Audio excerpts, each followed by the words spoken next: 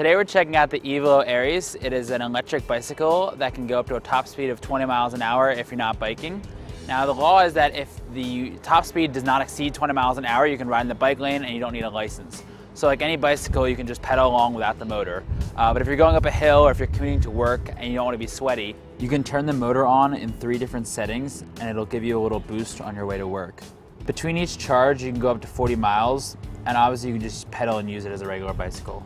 This model is one of Evelo's 3 models and retails for $2,000. This is Evelo's sportiest model. It rides a lot like a mountain bike. It feels a lot like you're supposed to be on a trail or something, and it's heavy like a mountain bike. But it's not heavy because you're riding up a mountain or it has good shocks. It's heavy because it has the motor in it. And that motor you can really feel when you're going up a hill or when you're on a really windy part or you just want an assist.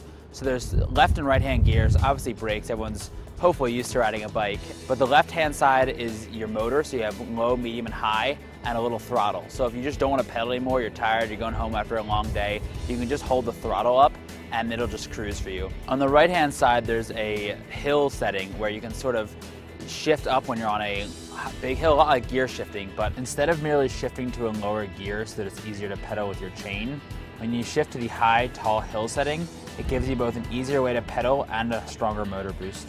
It's nice when you're just riding through, you have a gust of wind in your face in San Francisco, it's always windy, or if you're heading up a hill and you just get that little boost. You can really feel it when it kicks in right away, but if you've been pedaling for a while and you have it on, especially on the low setting, you really don't feel like you're just riding a motorcycle. It's all like you're just riding a bike, but you're magically fast. And it's nice. It's nice when you have a backpack on or some kind of bag and you have I have a heavy laptop and other gear in my bag. So it's nice when you're heading to the office and you're not gonna show up all sweaty. You do have to use the assist, I think, if you're riding for any long amount of time, but that's sort of the give and take of using it. I think in terms of the seat, the pedals, the features of the bike, it feels a lot like riding a mountain bike. So it's not your road bike where you're gonna ride at 100 miles in a day. I don't know if you're necessarily gonna ride this for sport or for exercise, but it is a good short to medium term commuter. Well, obviously, as with most bikes and with most cars, it's all about what you want and finding the right fit for what you want. It's not your best fit if you're gonna go on really long trips. I don't think anyone wants to be taking this on a highway or taking this super long distances to work every day. The battery will only last you 40 miles, so